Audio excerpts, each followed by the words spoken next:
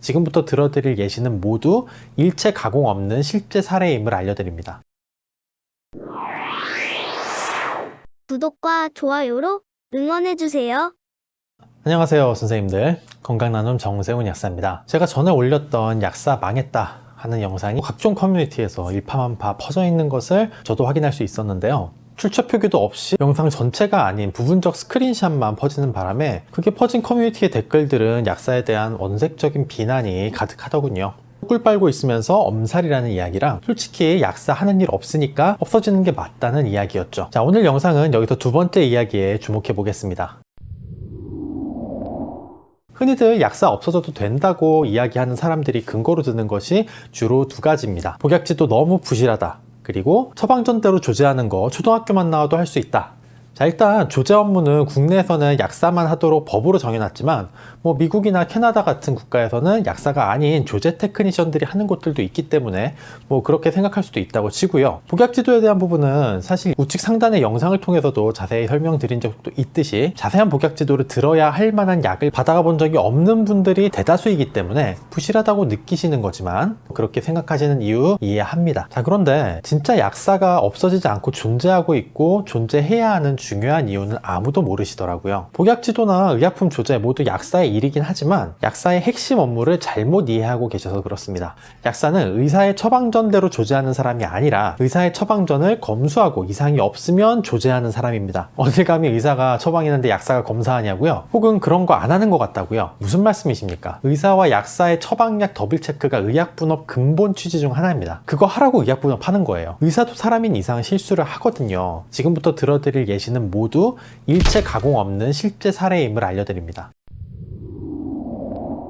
일단은 가벼운 사례로 시작해 보겠습니다. 약 입력 과정에서의 단순 실수 같은 것들이죠.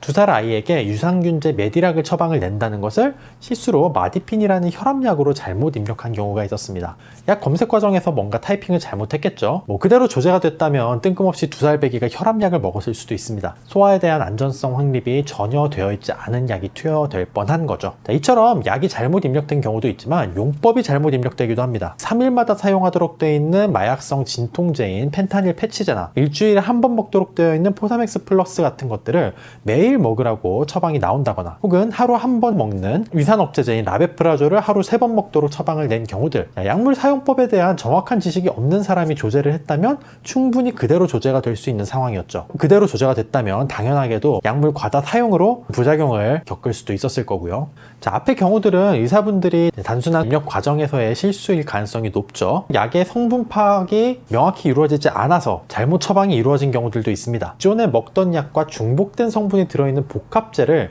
기존 약과 함께 처방하는 경우들입니다. 자, 실예를 들면 기존에 이미 스타틴 계열 고지혈증 약을 드시고 계시던 분에게 듀오엘이라는 스타틴과 혈압약으로 구성된 복합제를 함께 처방한 것이죠. 횡문근 융해증 같은 스타틴으로 인한 부작용이 증가할 위험도 있고 약값에 있어서도 그리 경제적인 방법이 아니기 때문에 당연히 나와서는 안 되는 처방입니다.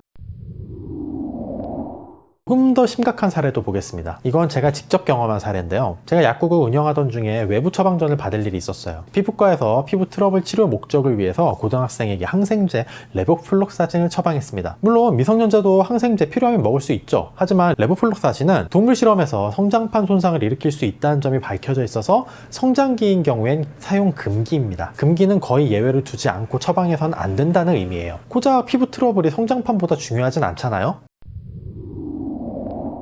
말씀드린 예시들이 잘못된 처방을 약사가 바로잡은 케이스들이라면 약국은 때로는 부적절하게 처방돼서 그대로 조제, 투약된 약이 있었을 때 그 문제를 쉽고 빠르게 파악할 수 있는 좋은 장소가 되기도 합니다. 한 파킨슨 질환 환자분이 기존에 마도파 250ml짜리를 드시고 계셨고 그대로 처방을 받으려 했으나 의사가 실수로 125ml짜리를 처방을 했어요. 약국에서도 그대로 약이 나갔습니다. 추후에 환자가 불편을 호소했는데요.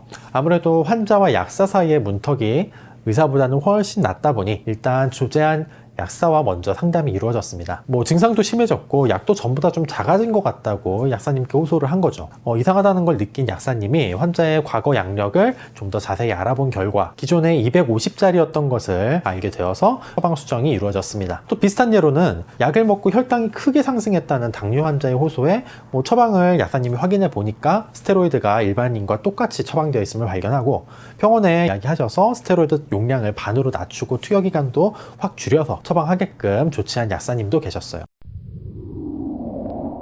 자, 이 모든 사례들 약사님들이 발견하시고 수정된 처방들입니다. 지금도 전국 병원, 의원에서는 이런 비슷한 일들이 그리 드물지 않게 일어나고 있습니다. 제가 느끼기에는 체감상 대략 200 내지 300건에 한 건 정도는 발생하는 것 같아요. 자, 이유는 제가 한 달에 300건 정도 조제를 하는 약국에 있을 때는 한 달에 한두 번 정도 그런 일이 있었고요.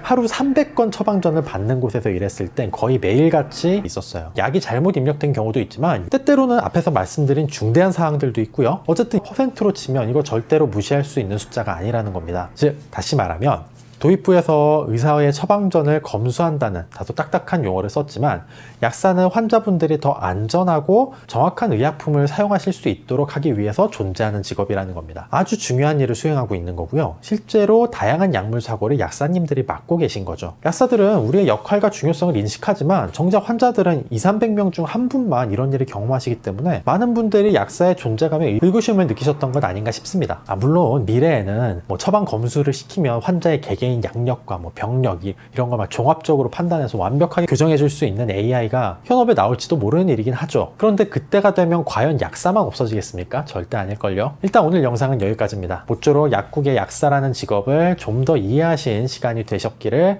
바라는 마음입니다. 오늘 내용이 흥미로웠거나 도움되었다면 좋아요, 구독 버튼 꼭 부탁드리고요. 일주일에 한두 편씩 찾아오는 정약사의 컨텐츠를 놓치기 싫으시다면 알림 설정도 꼭 눌러주시기 바랍니다. 시청해주셔서 감사합니다. 혹시 정세훈 약사에게 궁금하신 점이 있으신가요? 영상 설명에 있는 다양한 경로들을 이용해서 문의가 가능합니다. 지금 영상 정보를 클릭해보세요. 감사합니다.